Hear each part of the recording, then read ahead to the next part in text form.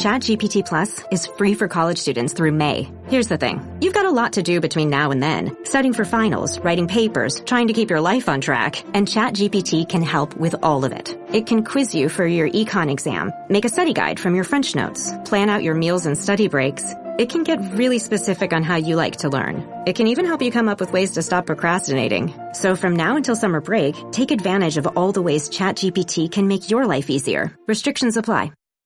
This is Let the Record Show, using common sense. Now, here are your hosts, Judge Richard Weinberg and Chairman Jesse Garcia. Welcome back to Let the Record Show with Chairman Jesse Garcia of the Republican Party. Jesse is the Vice Chair of the State Republican Party here in New York State, as well as the County Chair of the Suffolk County Republican Party. I'm Judge Richard Weinberg. We're happy that you're back with us this week. So, Jesse, I have to tell you something. A very troubling event just happened at the University of California, Berkeley, one of the most prestigious schools in the United States. And that is, there's an event by a Jewish group inviting an IDF, that is an Israeli Defense Force soldier, to talk about the issues going on in Gaza, particularly about the efforts of the IDF to prevent as much as humanly possible deaths of civilians, how Hamas entraps their own civilians, uses them as human shields, as well as puts munition and ammunition in hospitals, in schools, and UN facilities. This was a very, very big deal, and there was a big audience for this. And a group of pro-Palestinian, pro-Hamas supporters broke through the glass, rushed the audience, and it had to be stopped. The security was insufficient at the University of California, Berkeley, and the pro-Palestinian rioters went around chanting, "We won, we won, we won." And in fact, they did win because they suppressed the freedom of speech. So what we have here is we have the Arab street, the savage Arab street, the mindless Arab street, which is filled with hatred, coming to our own university campuses. What say you? I think this is wrong. This is a perfect example of how academia is shortchanging our young people and shortchanging the leadership qualities and the learning capabilities of our young people who are going to one day take over this country, take over business, industry, our communities, our local government. Listen, I may not agree with everyone, but we have free speech here. The best way to debate is to have these people come here, whether it's a pro-Jewish presentation, a pro-Gaza or Hamas demonstration, or, it's the same thing if this is akin to almost, quieting the voices of conservatives on university and college campuses. And you know what? If liberals wanted to bring and put forward their ideas and they want to debate it in a forum and ask questions and be learning about it, they should do that. No one won on this. The students didn't win. Hamas didn't win because if they wanted to, they should have demonstrated outside while the presentation was going on. But the school was again, academia is falling on the side of this woke, cancel culture industry. They're not shaping the minds of not teaching our young people. They're indoctrinating them. Basically what they're saying is you walk away from a fight, you walk away from a debate, you walk away from learning, you just bow down to the loudest voice in the room and you bow down to hate. That's wrong. And that's wrong if it's anything involving, an IDF member of any other presentation on the issues, whether it be Ukraine, Russia, otherwise, or even if it's silencing, trying to silence conservative or liberal voices. We should not do that. Let's have a full airing of ideas, of principles, of solutions, of problems. Let's not shut them out. All that's going to do is foster more hate. Well, Jesse, I don't think you could be more correct. First of all, the First Amendment to the United States Constitution, as well as the Constitution of most states, certainly in New York State, is the First Amendment. It's freedom of speech. Freedom of speech means that you have the marketplace of ideas competing against each other and for a full and fair hearing on the merits. When you allow people to suppress speech, whether it's cutting them out of media or big tech or suppressing books, you are doing the wrong thing. That's what the fascists do. That's what the totalitarians do. They suppress countervailing voices because they're afraid of hearing another point of view. The First Amendment is a First Amendment because without that, you cannot have a free society. Without free speech, you have no freedom of thought, of ideas, of action. It's very dangerous. And what's really troubling to me, Justin, I just came across this within the last day or so. There was a poll taken, and over 40% of the American people, according to this poll, which I thought was staggering, believe that there should be limits to the First Amendment. Well, I believe there should be limits to the First Amendment, too. The question is, what are those limits? The limit is not to suppress speech that you disagree with. The limit is don't call fire in a theater, in a crowded theater. It's also against hate speech. Don't have speech saying, kill all the Muslims, kill all the Jews, kill all the Catholics. You know, you want to have free speech, but you want to have responsible free speech. But hate speech is an exception to that, like crying theater filled with people crying fire. You know, there's a very famous case that went to the Supreme Court of the United States, Jesse. It was in Skokie, Illinois. And the American Nazi Party, a right-wing organization, marched through the streets of Skokie, Illinois. Now, Skokie, Illinois had a very large Jewish community. The population was filled with survivors and children of the Holocaust. Well, the American Civil Liberties Union went in and defended their right to have that demonstration in the streets of Skokie. And the Supreme Court of the United States said, this is unpleasant speech, but they have a right to do this. And I believe the Supreme Court was right, and I think the American Civil Liberties Union in that case was right. The problem with the American Civil Liberties Union today, as Professor Alan Dershowitz of Harvard has pointed out, is they no longer believe in free speech. They have now taken the methods and the narrative of the far left in suppressing speech. So these are dangerous times we live in. Without free speech, we have no free country. Jesse. Without free speech, there's no free press, and we're seeing some incursions there. And then that word incursion, we're going to be hearing quite a bit today because it affects a lot of the topics we're going to be dealing with.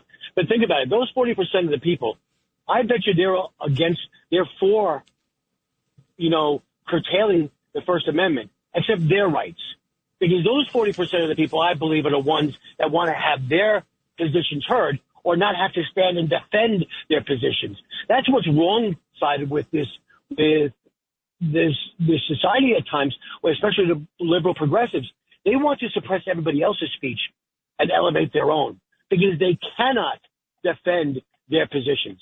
They cannot defend their principles and the goals that they set forward because they're backward.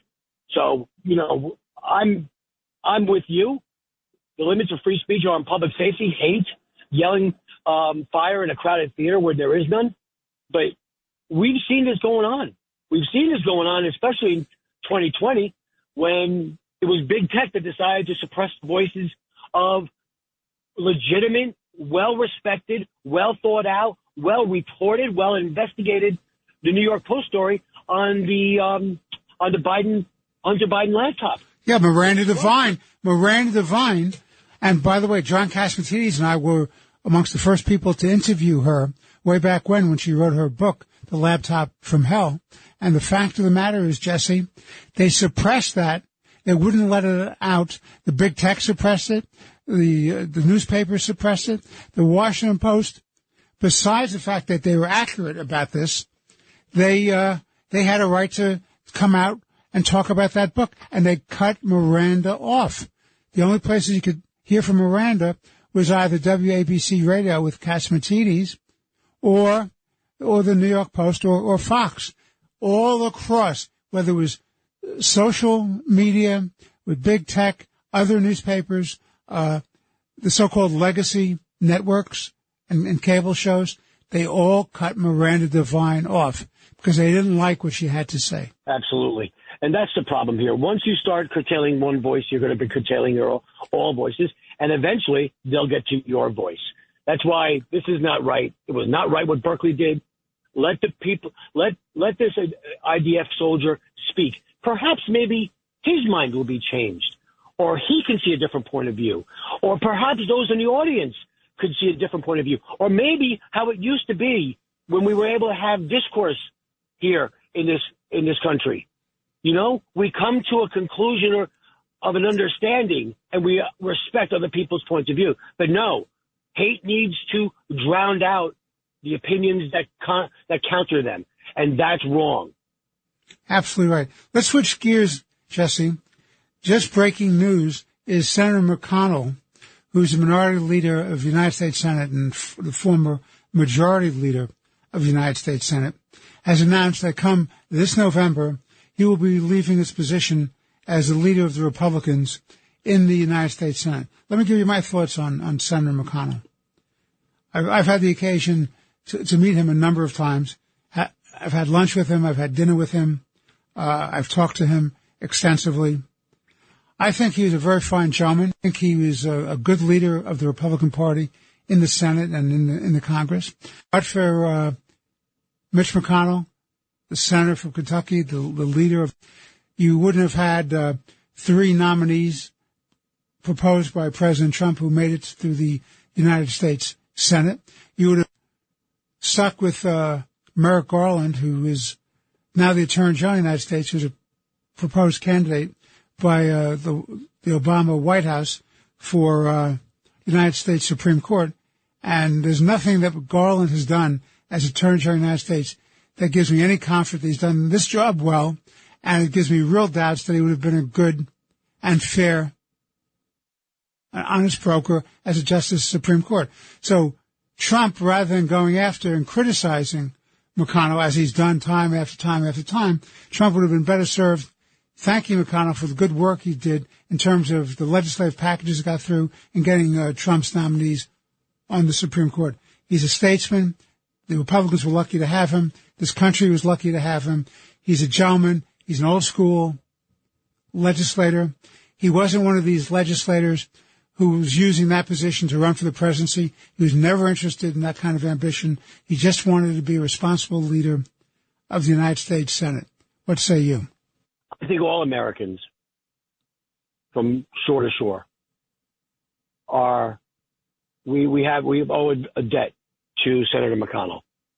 He single-handedly stood in the face of tremendous pressure from the White House, the Obama White House, from the mainstream media, from Democrat super PACs, from progressives, when he prevented Garland from joining the Supreme Court. We have now seen Merrick Garland's actions as Attorney General, and it justified his actions in making sure that the new president, which in this case was Trump, would be able to shape the court.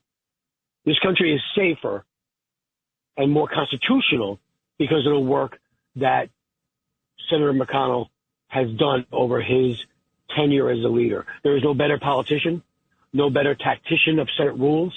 There's nobody who was more in tune with the needs and the concerns of his constituency. And I'm not just speaking of his constituency of the American people and the people of Kentucky, who he will continue to represent right through 2027. But his immediate constituency is the members of the Senate Republican caucus. I applaud him because it's not everybody that can see when the time has come for the baton to be turned over to a new generation, to a new leader. When the time has come to close one chapter and open another. We saw that a little bit with Bill Belichick in football as the head coach and almost general manager of the New England Patriots after 24 years. He knew it was time to separate and move forward and check out and look into different endeavors. We're seeing that with Mitch McConnell. He has over the years beat back some challenges, most recently about 2 years ago or last year from Scott of Florida, but that was done handily. But I think and listen, in recent times, he comes from the Reagan era of Republican politics. The Republican Party. I agree. National allies. I think Jesse, you hit something that's very, very important. He is truly a Reagan Republican, which is for strong national defense and strong alliances across the world, recognizing the value of a system of deterrence against America's and Western civilization's enemies. Reagan got it, and a proud member of that mindset who worked hard to achieve that was Senator Mitch McConnell. So I think you're absolutely right, Jesse. Absolutely. And right now we're in a different era. We're more of a conservative environment as Americans. Unfortunately, we're more divided, and I do believe that's a fault of the mainstream media, big tech, social media, because the lines have been blurred about separation of the press and political parties, especially on the Democrat, socialist, and progressive sides. But I think I applaud him for recognizing the time for him to step out on based on what he wanted, on his terms, as opposed to being thrown out. Every leader, myself included, what I look to is I do my job. I make my political party better. I elect Republicans that make government for the people better. And then when my time is done, it's time for me to recognize that, step aside, and give it to the next generation. I believe he's given his caucus the opportunity to do what needs to be done to strike a majority after following this election cycle. And you can see that he is ever pragmatic. He may not be in line with the current politics of our base and the Trumpisms, but he's ever pragmatic for the institution of the Senate, and he was always a guardian for the institutions of America, the Department of Justice, the separation of the three branches of government, especially the importance of the Senate and of the Congress as a whole in legislating. I think that's exactly right.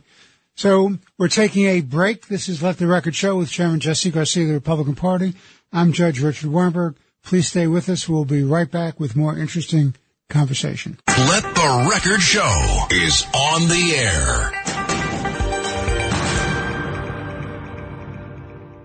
Ladies, you'll end up shopping for your guy's deodorant, right? So try Degree's Original Cool Rush. You see, last year, Degree changed the formula, and men were mad. One guy even started a petition. So Degree admitted they messed up and brought the Original Cool Rush scent back. It's clean, crisp, and actually smells like someone you want to cuddle. And it's in Walmart, Target, and other stores now for under $4. So toss one in your cart and find out why it's the best-selling men's antiperspirant for the last decade. Degree Cool Rush is back, and it smells like victory. Last week was our first playoff game, and my plaque psoriasis was so itchy under all my gear. Sometimes just thinking about scratching could take me out of the moment. And then my doctor told me I could get clearer skin with a pill called Otezla. Otezla apremilast is a prescription medicine used to treat adult patients with plaque psoriasis for whom phototherapy or systemic therapy is appropriate. Otezla can help you get clearer skin after just 4 months. Okay, ready for the next game. Talking to my doctor about a pill was a total game changer. Don't use Otezla if you're allergic to it. Get medical help right away if you have trouble breathing or swallowing, swelling of the face, lips, tongue, throat, or arms. Severe diarrhea, nausea or vomiting, depression, suicidal thoughts, or weight loss can happen. Tell your doctor if any of these occur and if you have a history of depression or suicidal thoughts. Live in the moment. Ask your doctor about Otezla. Call 1-844-4-OTEZLA or visit Otezla.com for prescribing info about cost, and more. This is Let the Record Show.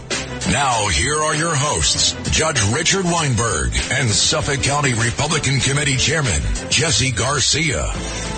Welcome back to Let the Record Show with Chairman Jesse Garcia of the Republican Party. I'm Judge Richard Weinberg. So, Jesse, on Tuesday, there was a primary in the state of Michigan. And it was an interesting primary. Trump won overwhelmingly. Biden won well.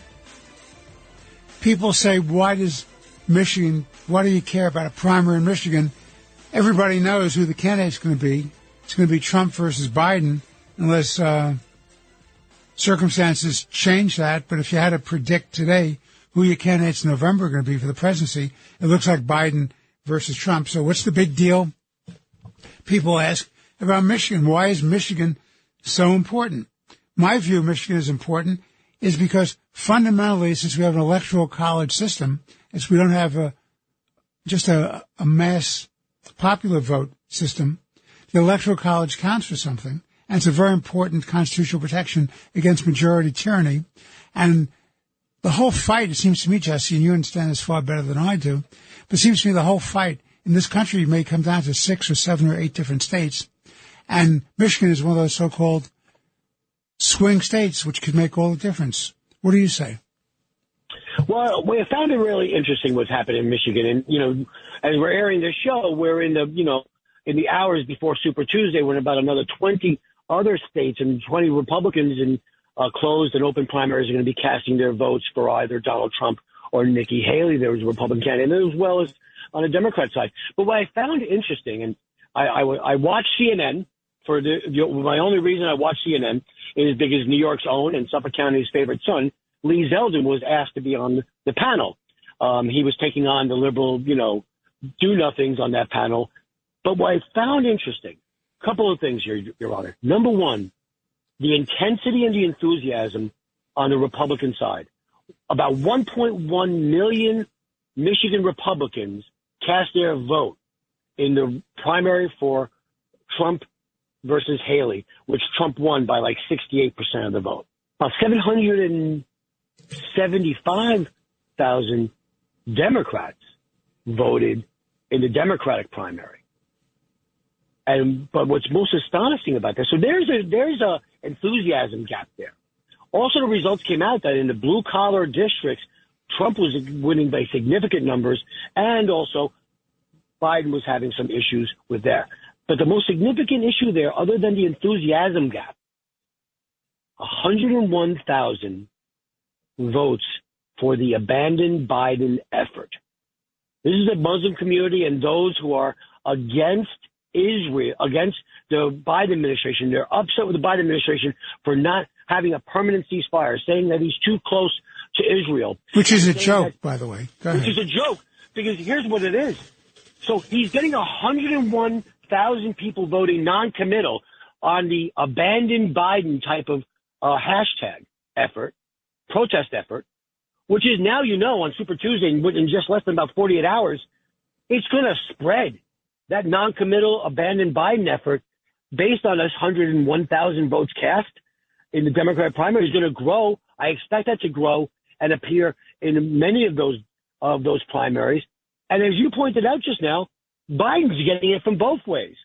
He has not been the staunch supporter of Israel. He came out early and heavy verbally after October 7th, senseless attacks on the innocents of Israel, but then has backtracked from this the entire time. He has been assuaged by presidential politics because he's losing the Muslim vote, he's losing the progressive vote, he's losing parts of his coalition with the young vote. And then, so he's losing that on that side, and then the other side, he's not giving Israel, those backing Israel and their efforts for us to support them, our only true ally, the true democracy in the Middle East.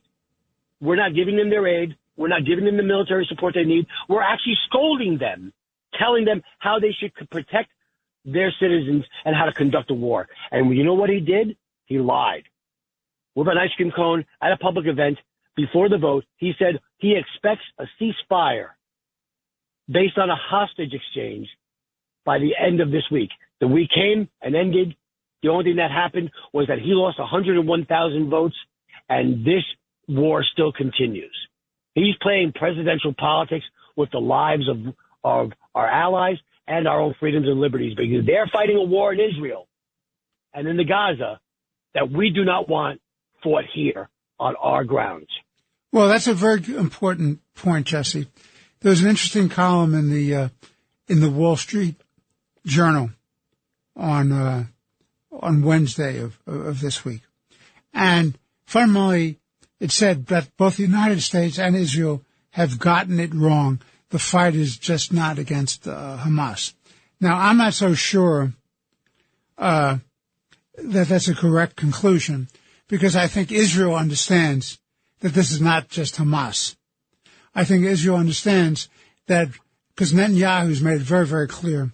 First, it'll be the Jews in Israel but then it'll be the Christians in Europe, because this really is a war of civilizations. This is an Islamist attempt to subjugate the world. I'm not talking about all Muslims, not at all. I'm talking about the Islamists who believe that they have some divine right to subjugate all other people who don't believe the way they do. In fact, it's such a hotbed issue for them that there's differences in the Muslim community between the Shia and Sunnis and other sects of the Muslim community where they treat each other with cruelty and viciousness, take other people's lives, they imprison and torture anybody who doesn't agree with them on their side of their interpretation of the Quran and of Islam.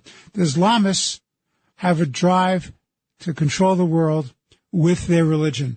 There will be no secular freedoms. There will be no personal freedoms. Everything will be done by so-called Sharia law. That's the goal of the Islamists. That's what ISIS was about. So whether it comes from the Sunni group, whether it comes from the Shia group, it makes no difference. These are people who have no tolerance for a divergent point of view. And that's very, very troubling. So I don't know that this person who wrote the column in the Journal has got it right. I think Israel, under the leadership of Netanyahu, gets it. And there are plenty of Americans who get it as well. And there are plenty of great thinkers, like, for example, Bernard Lewis of England, understood that this was a war of civilizations. This is just the first gambit. And the real threat to Israel and to Western civilization and to the world is a place called Iran. All of the fighting has been funded by, the weapons were given to them, the training was given to them. All of the surrogates of Iran have waged war against Israel and against Western and U.S. interests. What say you? I think you're absolutely right. This is a war of civilization. As I put it sometimes, it's a war between good and evil. And we better get up on our horse to support good here, or we're going to be surrounded as Americans, and our own society and our own culture is going to be subjugated. That's a whole foreign policy discussion, which we will have probably later. But as we go forward with this, and I just want to keep to the politics of this for a moment, it'll be interesting to see. And I ask every one of our listeners, our wonderful loyal listeners, watch what happens on Super Tuesday in different states on the Democrat side. There's no real challenge to Joe Biden by a candidate. There is now a challenge by the progressive wing of his party. And then we talk about Michigan. Michigan went for Donald Trump by a little bit more than 10,000 votes. It flipped in 2020 in the middle of a COVID year when the election rules were changed on the fly in every blue state controlled by Democrats. And it went by about 150,000 votes. I do see that those people who voted for Nikki Haley in a binary election are going to vote for Donald Trump because the alternative is another 4 years of Joe Biden and Kamala Harris. And that we cannot have. So it'll be interesting how this group and this protest goes forward. And that's the way the protest should happen, Your Honor. Going back to the first segment, that's the way the protest should happen. Not by drowning out the voices of people and canceling an event because we don't want to hear what you have to say, because we can't challenge you on the facts. This is the way a protest should happen. But what also concerns me, Your Honor, we're in a presidential year and in a presidential election.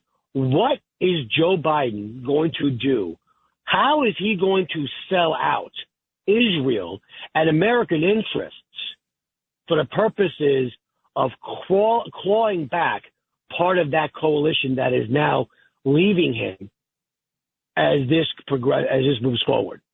That's the question from a national security point of view we need to be concerned about. I think that's right. Let me raise this question to you, Jesse. And I say this is the Democrat on this program.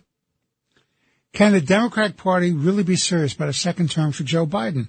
I just can't believe that in this country, with all the talent we have, the best and the brightest in the world, I would hope, that the best we can do is an infirm individual who's clearly suffering from pre-dementia or dementia, who has not the energy or the intellect or the physical resources to go forward. He's had bad judgment from the very, very beginning. His whole record in foreign policy, as Secretary Gates has pointed out, is a record of failure, that he was wrong on every single major decision in foreign policy they ever took a stand on. And that's Joe Biden.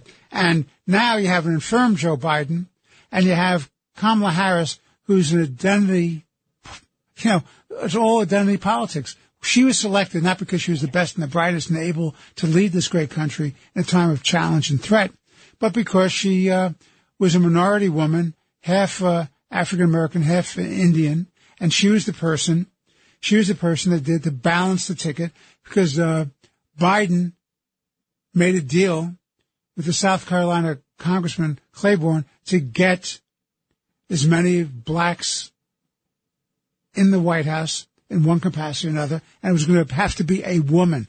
They made a deal because of identity politics. It had to be a woman. Not the best person, but it had to be a woman. So what he did is he did a twofer. He got a woman and he got a minority. And what he got was a raging mediocrity who's accomplished absolutely nothing in terms of any job she's been given by the Biden White House, and is not at all capable of running this government to protect the American people. What say you? I don't believe that there is any deal that Joe Biden won't prosecute himself for, political, business, or otherwise, that he won't engage in if it profits him or benefits him personally. Whether it's his business that we're dealing with Hunter Biden and his brother basically selling and peddling influence abroad to our country's enemies like China and so on, or having to make deals the way he does for political survival, like he did with Claiborne in South Carolina, which South Carolina's primary in 2020, after he lost the first two, propelled him into the nomination for president for the Democratic Party. The Democrats are all about identity politics. They're all about not what's right, just, qualified. It's about, this spectrum of what we need to check off the boxes for our political allies and political coalitions.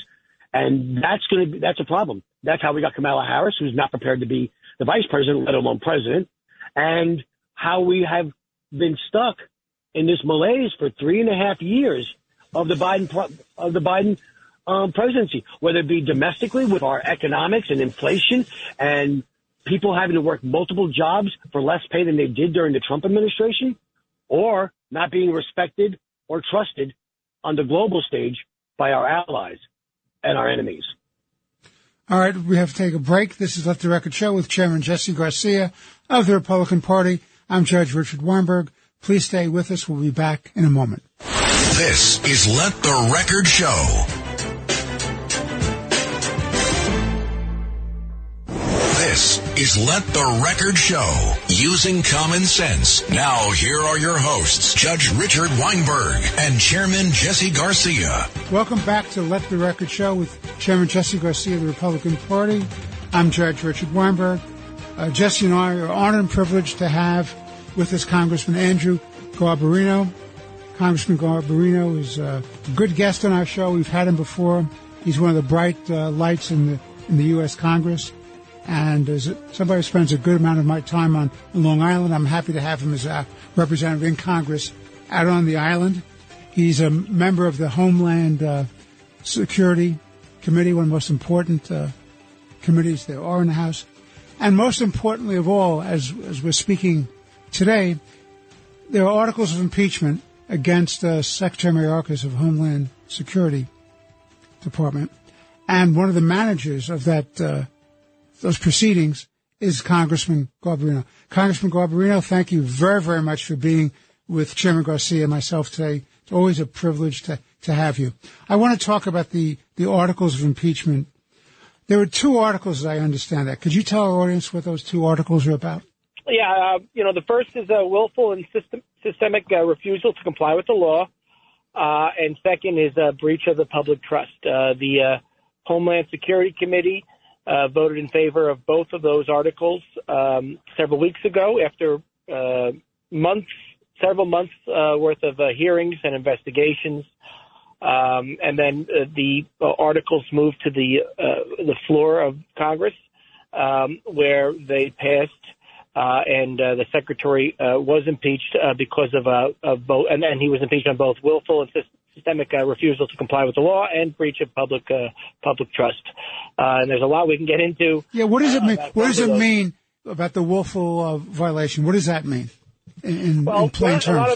A lot of the things we focused on when we were on the committee, and I sit on Homeland, was that there are certain statutes in law right now under the Immigration Nationality Act, certain rules, sections out of that statute that govern how the administration, the president, and the Secretary of Homeland are supposed to run the southern border, and how they can deal with people who come and are encountered illegally, who are not supposed to be here at the southern border, that are apprehended, whether they are refused entry, whether they are sent back to their country of origin, or whether they apply for asylum, and what happens.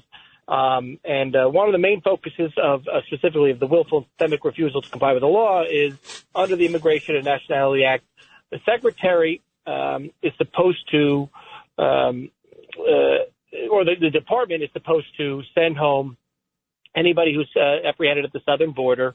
If they claim asylum, they are supposed to be sent back home until their asylum hearing, and that's whatever country of origin they came from. There is, under the law, a case-by-case basis where the Secretary can then release someone claiming asylum into the U.S. on bail until their asylum hearing. It's supposed to be a case-by-case basis. In this instance, though, the Secretary assigned memos and letters directing Border Patrol and the Department of Homeland Security employees that it's pretty much catch and release. Anybody that comes, if they claim asylum, they are processed within 24 hours and then released into the country until their asylum hearing, which could be years later. So he took what he's not following what the law says, and is pretty much set up a catch and release program. And that is one of the number one things we're focusing on in the current impeachment hearings. As for breach of public trust, the Secretary has shown up in front of both houses of Congress, the Senate and the House of Representatives, where he has testified under oath that the border is secure. It is operationally secure, which we all know that is not true. You've even had the President of the United States say that the border is not secure. So he has testified under oath that it is secure, and lying to Congress is where we've decided to impeach him under breach of the public trust. And there are people, Congressman, who say, what's the point of having voted out of the committee and the full House these articles of impeachment? And when you have the United States Senate controlled by the Democrats and they're never going to convict him and remove him from office, what's the point of this? What's your view? Well, just because there's a possibility that he might not be convicted doesn't mean the House of Representatives should not do its job. He has breached the public trust. He has willfully and systemically refused to comply with the law. So just because we don't know because we assume what the Senate's going to do, doesn't mean we shouldn't do our job. Like I said, these hearings were not. We actually had hearings, unlike the previous impeachment that the Democrats led, where they didn't have any hearings. They pushed it through very quickly, which was the last impeachment of President Trump. We actually had hearings. We brought in testimony. We had witnesses. We heard from a lot of people, and the evidence shows that the Secretary has violated the law, that he has breached the public trust. So our job as the House of Representatives is that's what we're doing. We're doing our job. So, we can't worry about what the Senate's going to do. That hopefully, and which is a big concern, hopefully they actually listen to the evidence and just don't dismiss it when we appear in front of them with the articles of impeachment. And they actually, if they actually listen to the evidence, I think some of them would realize, wow, he actually is violating the law. He did lie under oath. And hopefully politics doesn't, this isn't political on our end. I think this is going to end up being political on their end, on the Democrats' end in the Senate, because if you look at the evidence, he has done impeachable offenses. And if he is not convicted, it's because Democrats are playing politics on their side. What about the argument that the Secretary of Homeland Security is merely the fall guy, the guy who really should be impeached for failing to protect our borders and abiding by the law, and who's continuing been lying to the people about the security of the border, including the Vice President of the United States as well, his Biden's mouthpiece, that he's the guy that should be impeached and not merely Mayorkas. He's merely following orders. What do you say about that? Secretary Mayorkas is the person who came in front of Congress and lied about the border being secure. He's the one who has signed the documents, the letters, the direction to Border Patrol to not follow the law as written, but to do what he wants instead. So you have, whether he's a fall guy or not, whether he's just following orders, we have to look at the evidence, and the evidence shows that the Secretary has proactively, affirmatively has signed documents that disregard the law, has lied to Congress by saying the border is secure on multiple occasions. He's been saying that since Republicans were in the minority 3 years ago, and I sat on Homeland. He has been saying that for a very long time. The border has not been secure since President Biden took office, and Secretary Mayorkas, as Secretary of the Homeland Security, Department of Homeland Security, is the one who's responsible for that. Jesse. Congressman, thank you for your service and thank you for being here.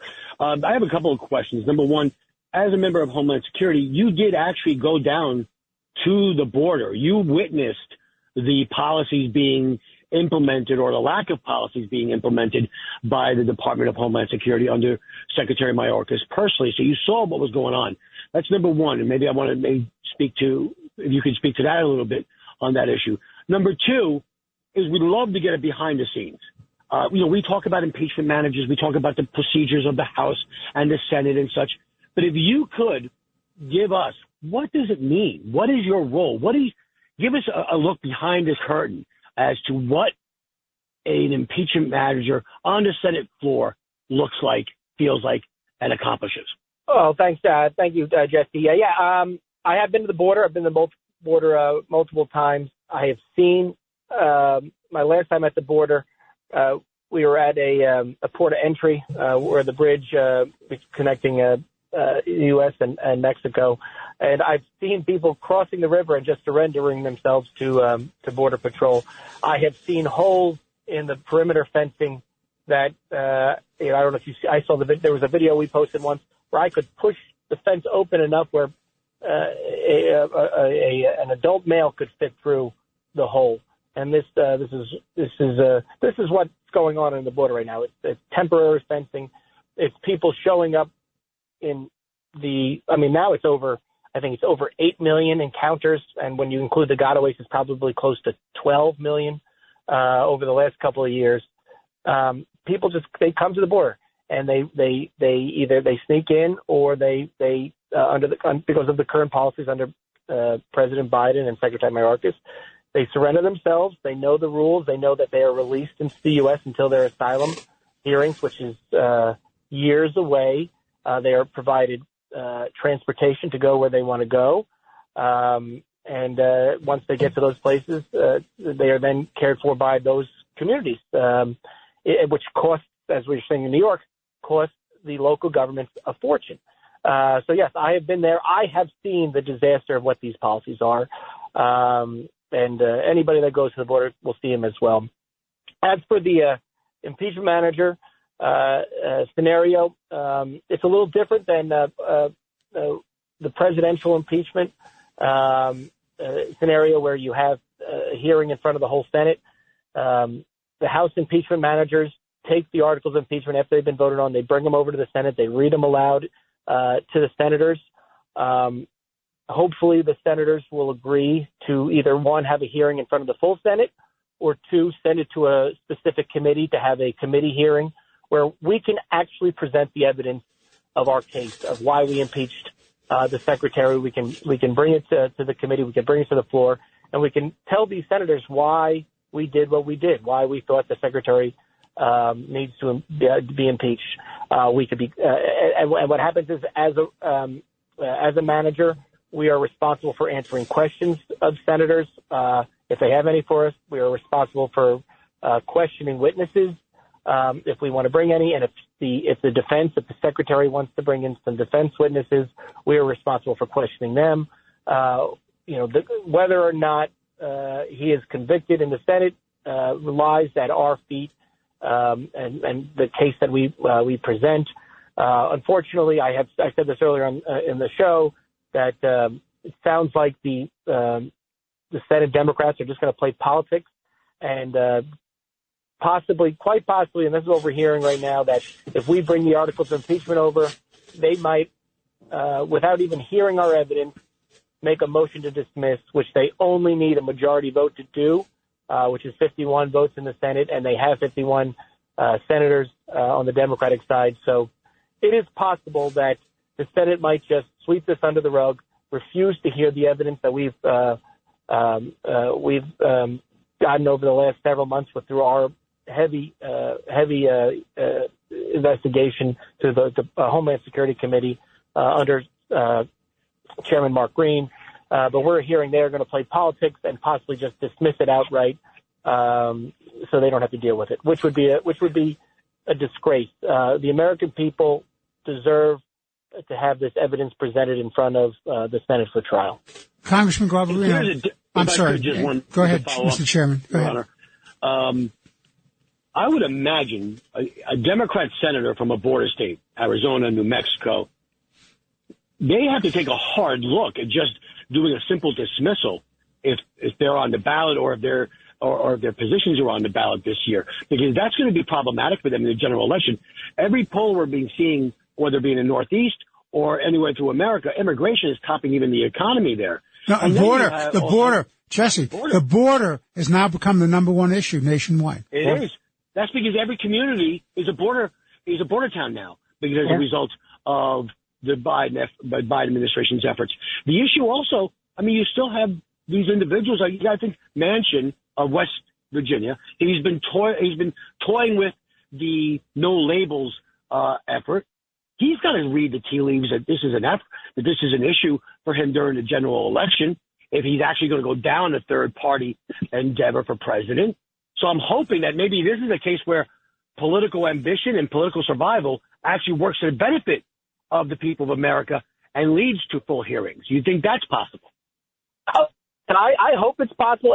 And you made that comment that every town is a border town. Every state is a border state. So it's not even going to come down to the Democratic senators on border states of Arizona and California.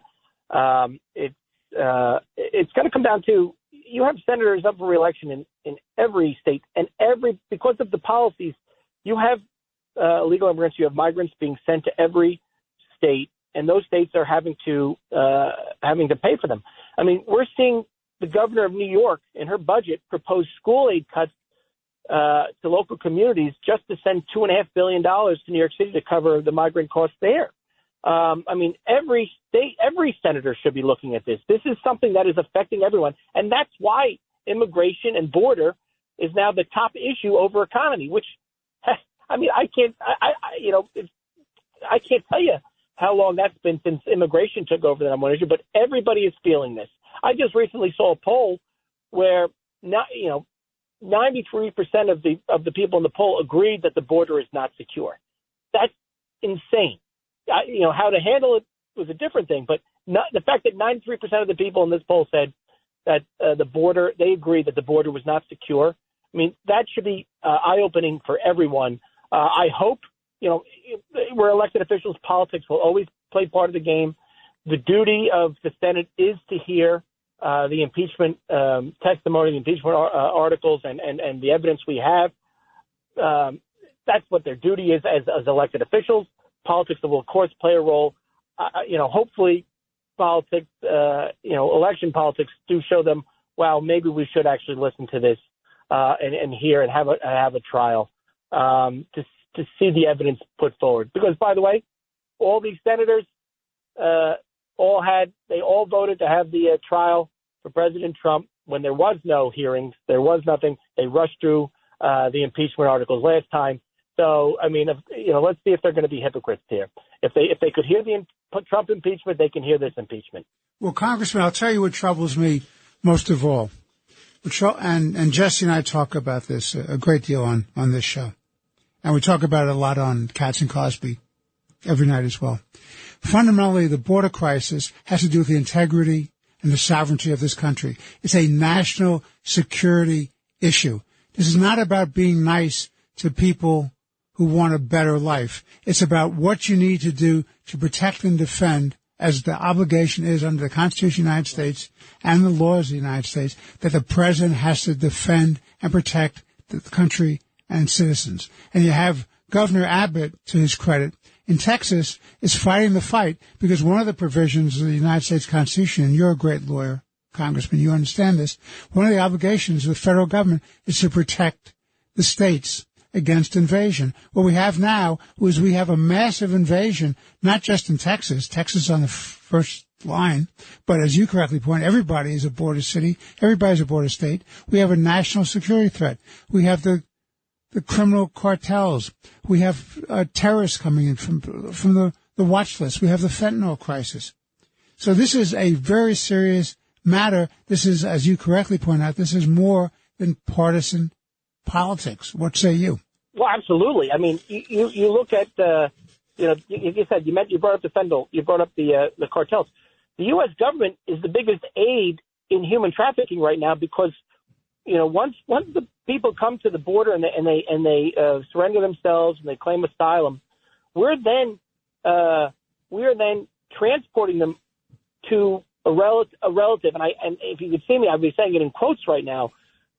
It's amazing. And this is what the Border Patrol. I remember I spoke to one Border Patrol agent, head of Border Patrol in El Paso. She was saying to me, every person that comes to the border that they encounter, that surrenders themselves and claims asylum, they have a cousin or an uncle or someone somewhere in the U.S. They got a name and a phone number, and that's where they are supposed to be released. But there's once Homeland Security processes them, Department of Health and Human Services is supposed to follow up. There has been no evidence of any follow-up on these people ever. They are being released, and we don't know whether or not the people we're sending to our actual family members. We don't know what's happening to them after they are processed and released at the border. We are, and a lot of the testimony we have taken in the committee shows that these people are actually being put to work by the cartels, whether it's in Central Iceland, Brentwood at MS-13, whether it's in California, whether it's in other states where they have cartel problems. We are seeing it all over the country. It's an absolute disgrace. And you made the point about national security. These aren't just people coming up from El Salvador and Guatemala at the southern border.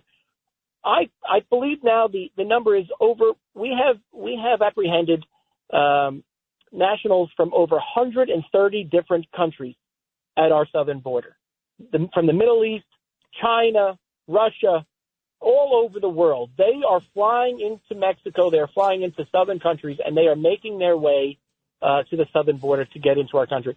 And we have, it's been hundreds, and we've actually, the Border Patrol has actually apprehended over several hundred people that are on the terrorist watch list.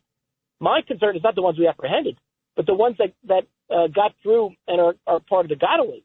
These are people that we don't know where they went or what they're doing. This is a huge concern, a huge, huge concern.